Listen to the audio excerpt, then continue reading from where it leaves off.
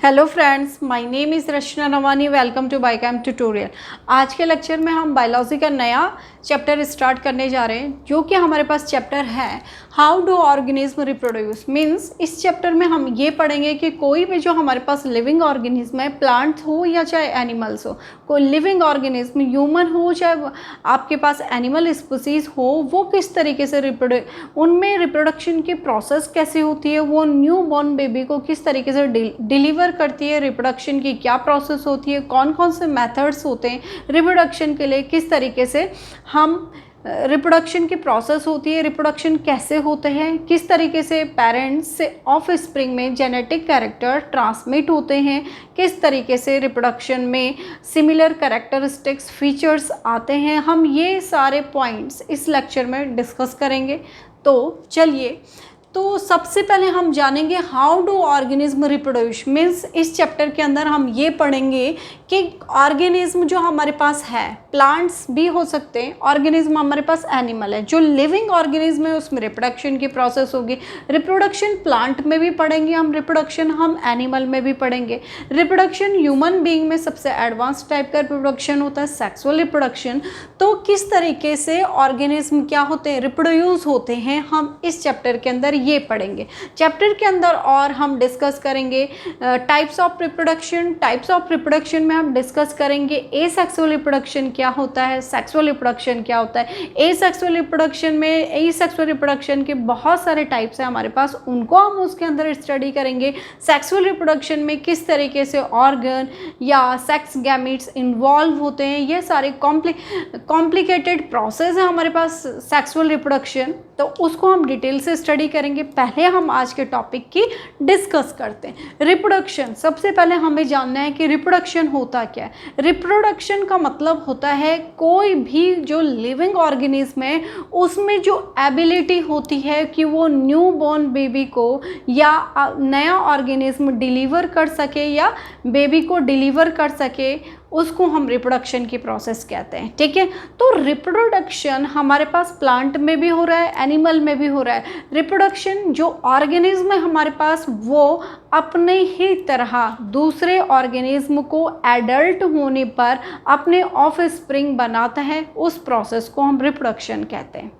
ठीक है, तो रिप्रोडक्शन अगर हम एक डॉग की बात करें तो डॉग क्या होता है, जब एडल्ट होता है कि उसके अंदर कैपेबिलिटी होती है कि वो रिप्रोड्यूस कर सकता है या न्यू बेबीज़ को जन्म दे सकता है, उस प्रोसेस को हम रिप्रोडक्शन कहते हैं। रिप्रोडक्शन की प्रोसेस के लिए कुछ आपके पास, अब डॉग में जो रिप्रोडक्शन हो रहा है, डॉग हायर ऑर्गेनिज्म में आया, इसमें रिप्रोडक्शन कैसा रिप्रोडक्शन है, इसमें सेक्सुअल रिप्रोडक्शन है।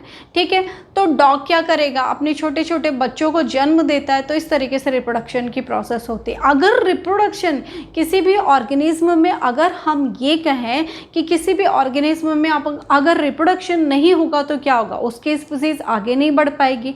ठीक है, तो जनरेशन टू जनरेशन नहीं आ पाएगी, वहीं पर उनकी स्पीसीज खत्म हो जाएगी। तो इसलिए इस संसार को चलाने के लिए, अपनी स्पीसीज को बढ़ाने के लिए क्या होता है, रिप्रोडक्शन बहुत ज़रूरी है। ठीक है, ग्रैंड पेरेंट्स से पेरेंट्स, पेरेंट्स से उनके ऑफ स्प्रिंग और हमसे हमारे जो ऑफ स्प्रिंग आएंगे, तो इस तरीके से सारी एक प्रोसेस चल रही है जो रिप्रोडक्शन है। ठीक है, तो हम क्या करते हैं, अपनी स्पीसीज को रिप्रोडक्शन में अपनी स्पीसीज को विलुप्त होने से बचाते हैं, अपनी स्पीसीज को आगे बढ़ाते हैं, तो उस प्रोसेस को हम रिप्रोडक्शन कहते हैं। अगर रिप्रोडक्शन नहीं होगा तो कोई भी स्पीसीज वहीं पर समाप्त हो जाएगी। तो रिप्रोडक्शन एक ऐसी प्रोसेस है जिसमें कि गैमेट्स का इन्वॉल्वमेंट होता है, जिसमें कि सेक्स ऑर्गन का इन्वॉल्वमेंट होता है। ठीक है, तो अगर हम एसेक्सुअल रिप्रोडक्शन की बात करें तो उसमें सिंगल पेरेंट इन्वॉल्वमेंट होता है। अगर हम सेक्सुअल रिप्रोडक्शन की बात करें तो उसमें 2 पेरेंट्स इन्वॉल्वमेंट होते हैं या 2 गैमेट्स इन्वॉल्वमेंट होते हैं। सेक्स गैमेट्स हम उनको कहेंगे, mail and female sex gametes. तो इन्वॉल्वमेंट होता है, फ्यूज़न होता है, जायगॉट की फॉर्मेशन होती है, फर्दर जायगॉट में डिवीज़न होते हैं, डिवीज़न होने के बाद एम्ब्रियो की फॉर्मेशन होती है। देन आफ्टर 260 डेज या 9th मंथ या गेस्टेशन पीरियड कंप्लीट होने के बाद, कंप्लीट प्रोसेस होने के बाद न्यू बेबी को डिलीवर करता है। ठीक है। तो ये ह्यूमन बीइंग का स्टेप था कि किस तरीके से रिप्रोडक्शन होता है, हम डिटेल स्टडी करेंगे। लेकिन हम आज के टॉपिक में यही पढ़ रहे हैं कि वो लिविंग ऑर्गेनिज्म जिसमें एबिलिटी होती है, कैपेबिलिटी होती है कि न्यू बेबी या यंग वंस को रिप्रोड्यूस कर सके, उस प्रोसेस को हम रिप्रोडक्शन कहते हैं। तो हमारा ये टॉपिक रिप्रोडक्शन हुआ, role of DNA in reproduction. अब रिप्रोडक्शन अगर सपोज हम बात करें तो ये हमारे पास सेल है, सेल के अंदर क्या होते हैं, न्यूक्लियस होते हैं। अगर हम प्लांट सेल की बात करें तो अगर हम यूकैरियोट और प्रोकैरियोटिक सेल की बात करें तो यूकैरियोट में क्या होता है, एडवांस न्यूक्लियस होता है, ठीक है। यूकैरियोट में क्या होता है, न्यूक्लियस होता है, और न्यूक्लियस कैसे होगा, एडवांस न्यूक्लियस होगा। अगर प्रोकैरियोट की बात करें तो इसमें न्यूक्लियस क्या होता है, एडवांस नहीं होता, प्रिमिटिव न्यूक्लियस होता है। तो हम यूकैरियोटिक सेल की बात करते हैं तो इसमें क्या होता है, न्यूक्लियस, न्यूक्लियस के अंदर क्या होते हैं, क्रोमोसोम्स होते हैं। अब यही क्रोमोसोम्स, ठीक है, हम कह रहे हैं कि ये डीएनए है, क्रोमोसोम्स में क्या है, डीएनए। डीएनए इज डीएनए ये क्या है हमारे पास, डीएनए। और डीएनए क्या है, जेनेटिक मटेरियल। डीएनए क्या है, जेनेटिक मटेरियल है। डीएनए क्या करता है, जेनेटिक मटेरियल। ये क्या करता है, इंफॉर्मेशन को, ठीक है, ये क्या करता है, इंफॉर्मेशन को कैरी करता है। और यही information one generation to another generation में पहुंचाता है, वन टू अनदर, ठीक है। मीन्स यही information parents two of spring में ट्रांसमिट होती है। तो ये किसका काम है, ये काम करता है डीएनए। डीएनए का क्या काम है, ये जेनेटिक इन्फॉर्मेशन का स्टोर करता है, या जेनेटिक इन्फॉर्मेशन को कैरी करता है। या डीएनए को हम ये कह सकते हैं कि डीएनए में जेनेटिक मटेरियल होता है जो कि अमीनो एसिड और प्रोटीन इन नेचर के होते हैं, अमीनो एसिड के बने होते हैं, ठीक है। तो ये प्रोटीन होते हैं जो कि जेनेटिक कोड को कैरी करते हैं, और यही जेनेटिक इन्फॉर्मेशन हमारे पेरेंट्स से हम तक पहुंचते हैं। तब हम कहते हैं कि हम अपने पेरेंट्स की तरह दिखते हैं, ठीक है, तो या उनके आइडेंटिकल होते हैं, ठीक है। तो इस तरीके से हमारे पास पेरेंट्स के जो कैरेक्टर्स होते हैं, डीएनए रिस्पॉन्सिबल होता है इन कैरेक्टर को ट्रांसमिट करने के लिए one generation to another generation. तो role of DNA in reproduction, तो रिप्रोडक्शन में, ठीक है, तो रिप्रोडक्शन में मेल के कैरेक्टर भी होंगे, और अगर मदर एंड फादर, हाँ, अगर हम सेक्सुअल रिप्रोडक्शन की बात करें तो सेक्सुअल रिप्रोडक्शन में इन्वॉल्वमेंट होगा किसका, मदर एंड फादर का इन्वॉल्वमेंट होगा तो क्या होगा, जाइगोट की फॉर्मेशन होगी।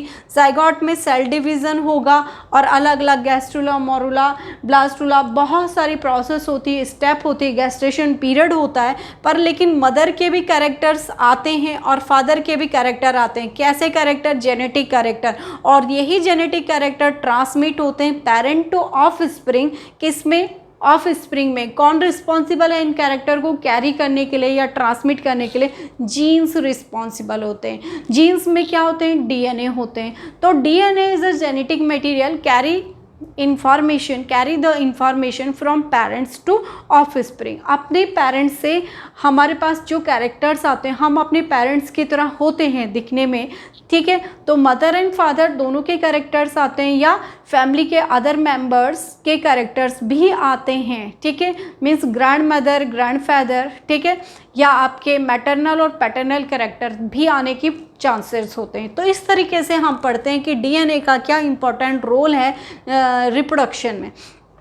नेक्स्ट आज के टॉपिक में हम डिस्कस करेंगे asexual and sexual reproduction. A means नाम से ही पता चल रहा है, A means without involvement of sex gametes are known as asexual reproduction. अब एसेक्सुअल रिप्रोडक्शन में केवल क्या होता है, सिंगल पेरेंट रिक्वायरमेंट होता है, सिंगल पेरेंट्स, ठीक है। या asexual means without sex organ, without sex gametes, ठीक है, जिसमें कि सेक्स गैमीट्स की इन्वॉल्वमेंट नहीं होती है। और सेक्स गैमीट्स क्या होते हैं, मेल एंड फीमेल, ठीक है। Mail sex gametes and female sex gametes, उनका इन्वॉल्वमेंट नहीं होता है। केवल सिंगल पेरेंट्स की मदद से जो रिप्रोडक्शन होता है वो एसेक्सुअल रिप्रोडक्शन होता है। ए मीन्स जो नहीं है सेक्सुअल रिप्रोडक्शन उसी को हम एसेक्सुअल रिप्रोडक्शन कहते हैं। अब सेक्सुअल रिप्रोडक्शन में क्या होता है, सेक्स गैमीट्स अब ये सेक्स गैमीट्स क्या होते हैं, सेक्स में क्या होता है, मेल एंड फीमेल। अब male sex gametes and female, male में क्या होता है स्पर्म एंड फीमेल में क्या होता है ओवा, जिसको क्या आप एग कहते हैं, ठीक है। जब इन दोनों का ये स्पर्म प्लस ओवा इनका दोनों का फ्यूज़न होता है, फ्यूज़न होने के बाद जाइगोट की फॉर्मेशन होती है, जाइगोट की फॉर्मेशन हुई, जाइगोट में सेल डिवीज़न हुआ, मोरूला, गैस्ट्रुला, ब्लास्टुला, बहुत सारी प्रोसेस होती है, गैस्ट्रेशन पीरियड होता है, उसके बाद एम्ब्रियो की फॉर्मेशन होती है। किसकी फॉर्मेशन होती है, एम्ब्रियो की फॉर्मेशन होती है, और इसी एम्ब्रियो में क्या होता है, डेवलपमेंट होता है, और डेवलपमेंट होने के बाद ये क्या करती है, बेबी को डिलीवर करती है, ठीक है। आफ्टर 260 डेज बेबी डिलीवर होता है, न्यूबॉर्न बेबी, ठीक है। इस तरीके से यहाँ पर सेक्सुअल रिप्रोडक्शन की प्रोसेस होती है, ठीक है। तो ए सेक्सुअल रिप्रोडक्शन और सेक्सुअल रिप्रोडक्शन हमारे पास है। तो ए सेक्सुअल रिप्रोडक्शन में सिंगल पेरेंट्स की रिक्वायरमेंट होती है, इसमें क्या होती है, बोथ पेरेंट्स,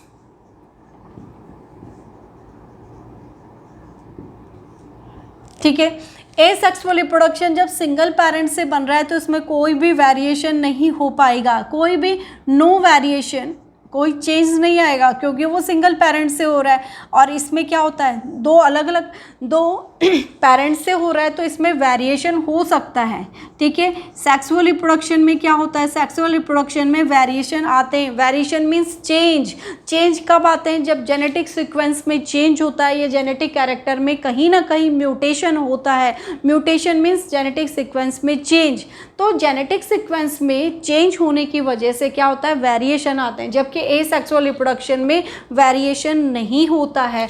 और next important character, sexual reproduction simple process है। सेक्सुअल रिप्रोडक्शन सिंपल, क्योंकि एक ही ऑर्गेनिज्म से उसके ऑफस्प्रिंग बन रहे हैं तो सिंपल और उसके सेम आइडेंटिकल होते हैं, जबकि सेक्सुअल रिप्रोडक्शन में ऐसा नहीं होता है। सेक्सुअल रिप्रोडक्शन में कैरेक्टर में वेरिएशन होते हैं, ठीक है, और इतनी सिमिलरिटीज़ नहीं होती है, क्योंकि वेरिएशन भी आया, चेंज हो रहा है, म्यूटेशन हो रहा है। और दूसरा, सेक्सुअल रिप्रोडक्शन एक कॉम्प्लेक्स प्रोसेस होती है, ठीक है। सेक्सुअल रिप्रोडक्शन क्या होती है, कॉम्प्लेक्स प्रोसेस होती है। आज के लेक्चर में हमने ये जाना कि रिप्रोडक्शन क्या होता है, हमें रिप्रोडक्शन की आवश्यकता क्यों होती है। अगर रिप्रोडक्शन नहीं होता तो ये संसार नहीं बन पाता। कोई भी लिविंग ऑर्गेनिज्म, चाहे वो बटरफ्लाई है, चाहे वो इंसेक्ट है, चाहे वो अर्थवॉर्म है, चाहे ह्यूमन बीइंग है, कैट है, डॉग है, सब में रिप्रोडक्शन होना ज़रूरी है। नहीं होगा तो उनकी स्पीसीज नहीं बढ़ पाएगी आगे, और स्पीसीज को बढ़ाने के लिए ही, अपनी पॉपुलेशन को आगे बढ़ाने के लिए रिप्रोडक्शन होना नेसेसरी है। रिप्रोडक्शन होता है, रिप्रोडक्शन में डीएनए का क्या इंपॉर्टेंट रोल है, आज के लेक्चर में हमने पढ़ा। रिप्रोडक्शन कितने टाइप का होता है, मेनली हम रिप्रोडक्शन को यहाँ डिस्क्राइब करते हैं कि reproduction sexual and asexual reproduction होता है। सेक्सुअल रिप्रोडक्शन एडवांस रिप्रोडक्शन होता है। सेक्सुअल रिप्रोडक्शन एक कॉम्प्लेक्स प्रोसेस होती है रिप्रोडक्शन की। एसेक्सुअल रिप्रोडक्शन में केवल सिंगल पेरेंट की रिक्वायरमेंट होती है, ठीक है। और सेक्सुअल रिप्रोडक्शन बोथ पेरेंट्स या बोथ सेक्स गैमेट फ्यूज होते हैं, जाइगोट की फॉर्मेशन होती है, फर्टिलाइजेशन की प्रोसेस होती है, एम्ब्रियो की फॉर्मेशन होती है, after development of embryo new baby deliver होता है। अब हमने ये पढ़ा आज के लेक्चर में, अब हम ये पढ़ेंगे कि जो हमारे पास एसेक्सुअल रिप्रोडक्शन है वो कितने टाइप का होता है। अब देखिएगा स्टूडेंट, जो हमारे पास एसेक्सुअल रिप्रोडक्शन होता है, एसेक्सुअल रिप्रोडक्शन में हमारे पास एसेक्सुअल रिप्रोडक्शन 5 टाइप्स का होता है। फर्स्ट है हमारे पास फिशन। अब फिशन भी हमारे पास 2 टाइप का होता है, एक होता है बाइनरी फिशन, दूसरा होता है हमारे पास मल्टीपल फिशन।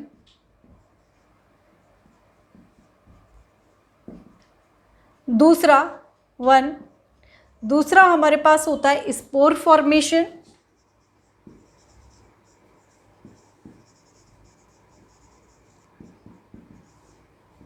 Third, regeneration.